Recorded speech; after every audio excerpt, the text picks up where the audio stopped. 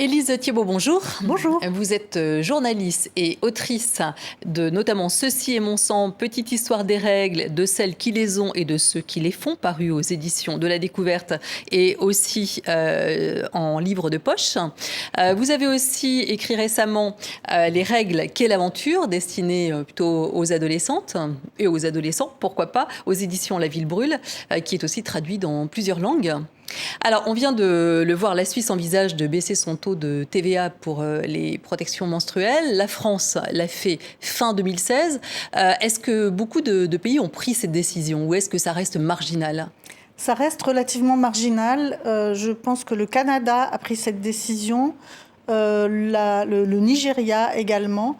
Il y a eu des discussions qui se poursuivent en Belgique. C'est très variable parce que les taux d'imposition sont très variables suivant les pays et les systèmes de fiscalité. En France, on est passé de 20% de TVA à 5,5%. Je pense que le monsieur qui s'exprimait en Suisse et pour s'opposer à la taxe n'avait pas tort en disant qu'on n'était pas certaine ou certain de voir la répercussion sur les prix. Et la bonne réponse, me semble-t-il, serait plutôt d'essayer d'obtenir, comme le propose par exemple le collectif Georges Sand, qui avait mis le débat sur le tapis de la TVA, de créer un prix unique de la protection périodique avec des critères de qualité nets et comme la baguette de pain, puisque c'est un produit de première nécessité, ou le livre.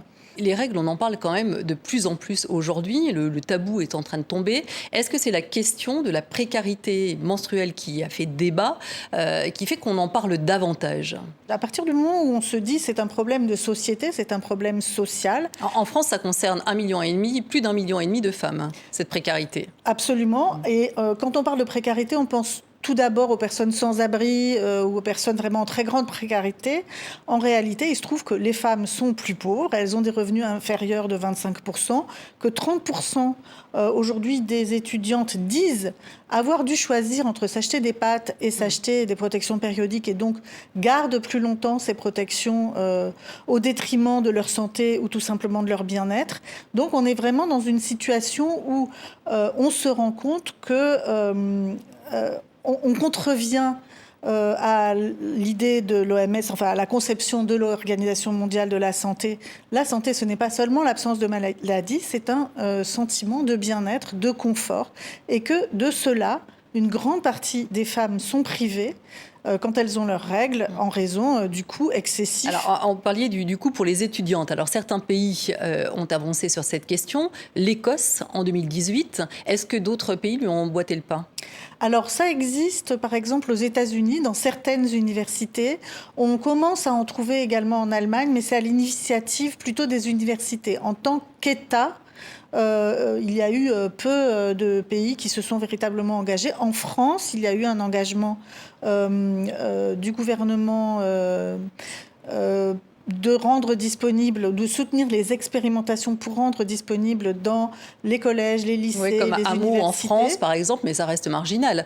Donc la vraie révolution, c'est que ce soit finalement disponible dans tous les lieux publics, comme les préservatifs. Absolument. Il est incroyable qu'on puisse se procurer des préservatifs gratuitement absolument partout et que quand on va dans un café, dans un restaurant, dans une gare ou même dans le métro, on n'ait pas accès à des protections périodiques. C'est une façon d'invisibiliser un phénomène, d'une part, et surtout, ça crée, encore une fois, de l'inconfort et une forme d'injustice pour les personnes qui ont leurs règles. Alors, en Europe, ça touche des millions de femmes, mais ça peut aussi toucher tout un pays. Alors là, la précarité menstruelle en Inde, ça touche 80% des femmes qui sont obligées de bricoler elles-mêmes leur protection périodique au risque de leur santé. Alors, il y a un risque pour la santé de ne pas pouvoir accéder à des produits qu'on peut changer suffisamment souvent et de qualité suffisante. Ça entraîne énormément de choses. Une incapacité, par exemple, à aller à l'école quand on a ses règles.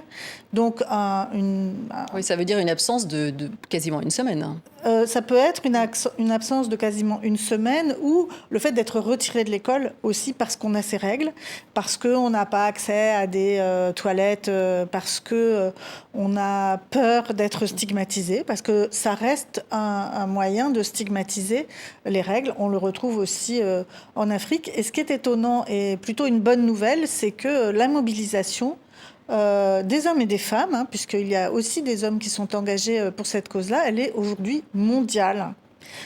Comme en témoigne par exemple le fait que un documentaire sur les règles en Inde. Oui, voilà, Period End of Sentence. Donc ça, c'est un documentaire qui a été primé à Hollywood.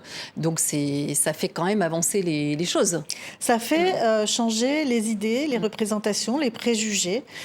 Et ça permet d'avancer pour l'égalité en vérité, puisque cette situation-là crée de l'inégalité au quotidien pour les femmes à peu près dans le monde entier. On disait donc la question des règles est devenue vraiment politique. On l'a vu en Espagne récemment avec ce projet de loi sur un congé menstruel. Pour vous, est-ce que c'est une avancée ? Alors c'est un peu paradoxal parce que le projet de loi en Espagne vise les personnes qui ont des règles extrêmement douloureuses et propose un congé de 3 à 5 jours pour ces personnes-là. La difficulté, c'est que d'une certaine manière, il va falloir apporter la preuve de cela, que ça peut pénaliser et dans l'entreprise ou dans le parcours de la carrière à partir du moment où on va être identifié comme une personne qui potentiellement va pouvoir prendre des congés.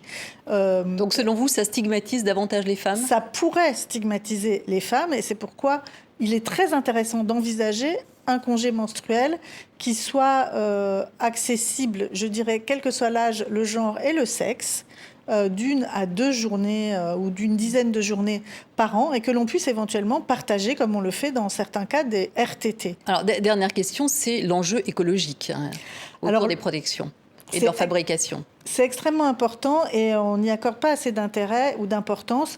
Avoir accès à des protections périodiques, c'est très important. Que ces protections périodiques ne contiennent pas de plastique, comme c'est aujourd'hui le cas dans 80% des protections. On se retrouve dans un monde où on a un 6e continent de plastique qui flotte dans le Pacifique, un autre qui se forme dans la mer des Sargasses. Il pleut du plastique, on a des microparticules de plastique dans les veines. Il est inadmissible que aujourd'hui encore, ces produits contiennent autant de plastique et potentiellement de perturbateurs endocriniens.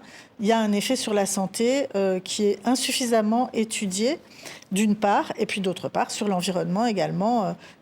La révolution écologique et menstruelle doit aller de pair. C'est une question vraiment c'est ce à quoi sert cette journée mondiale, donc destinée à mettre un focus sur toutes ces problématiques.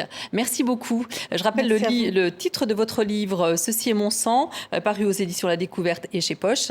Et puis, Les règles, quelle aventure, donc paru aux éditions La Ville Brûle. Merci beaucoup. Merci.